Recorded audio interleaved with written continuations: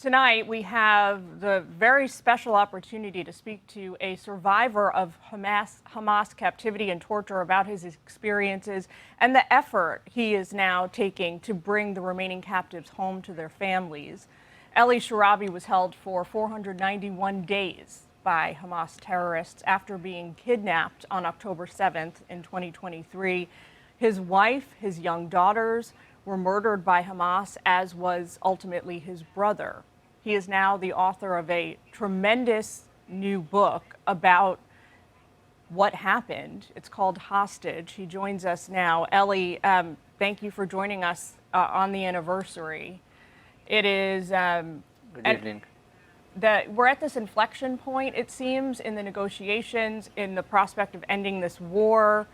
I think a lot of people feel very hopeful. But it's also a time, as you know, when many people choose to deny past atrocities committed against Jews. And so I think for the historical record, it's important for us to hear from you about your experience and what happened to you on October 7th. Well,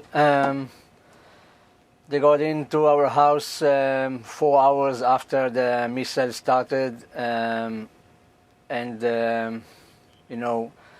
very quickly arrived to the door of the safe room, open it, start to shoot.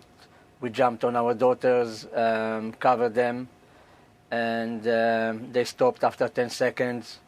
We immediately said to them that they have British passports. We presume I would be kidnapped, and that's what really happened. 2 of them grabbed me, and after a few minutes they took me out from the house. I just turned my head to my daughters and said to them, I'll come back to them. And that's it. That's what I remember from that day. It was the last time I've seen them. And from that moment, they put me in the car towards Gaza. And I've been there for 491 days, most of them in Hamas tunnels, 50 meters underground. An unimaginable experience for the rest of the world. I think one of the most amazing things about you, Eli, is that you write about how you decided at some point in your captivity that no matter what happened, you wanted to live. You wanted to survive the horror and the trauma and the nightmare that you were going through. You write this: I don't want to survive just for them. I don't want to live just for them, meaning your family. I want to live for myself too. For me, Eli Sharabi, I want to live. I love life. I crave it. I want to breathe life, to walk free, to return to the open skies, to go back home, to find purpose. It's incredibly poignant because it's hard to imagine being in your situation, knowing you may have lost your family members and still wanting to live in spite of it.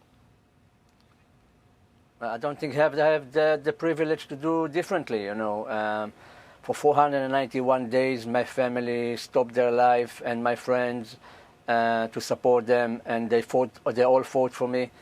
And I feel that I don't have the privilege to stay all day in bed and cry. I want to ask you about the Prime Minister Netanyahu's message today. He wrote to the citizens of Israel, "We are in fateful days of decision. We'll continue to work to achieve all the goals of the war, the return of all the kidnapped, the elimination of the Hamas regime, and the promise that Gaza will no longer pose a threat to Israel."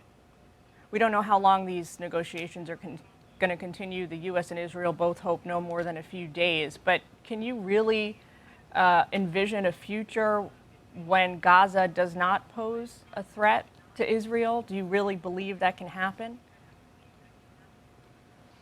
I wish, I wish we'll have, a new Middle East that we can, live in a peace with all our neighbors. I think it's most of the Israelis want this peace, but I most want, first of all, the 48 remain hostages.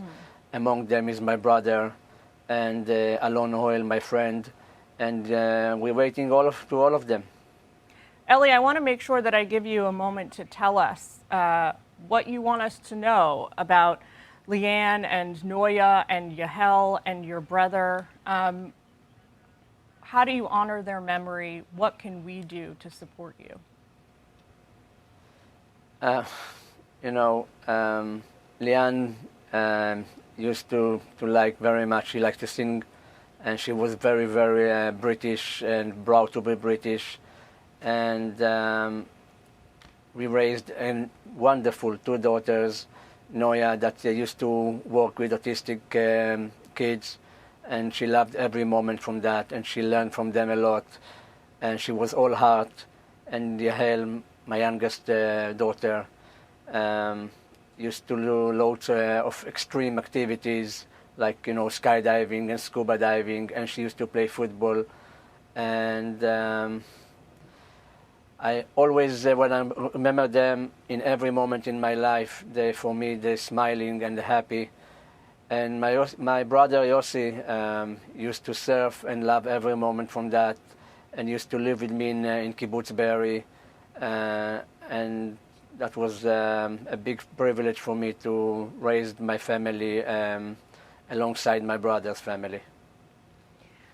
Well, Ellie, may their memory be a blessing to you, to the entire world. Thank you for talking to us today about what you have been going through. Everybody at home, you should read his book. It's an incredibly important memoir about what happened. It is called Hostage. Ellie Shehabi, thank you so much. Thank you. Thank you very much. Hey, Sean Hannity here. Hey, click here to subscribe to Fox News YouTube page and catch our hottest interviews and most compelling analysis. You will not get it anywhere else.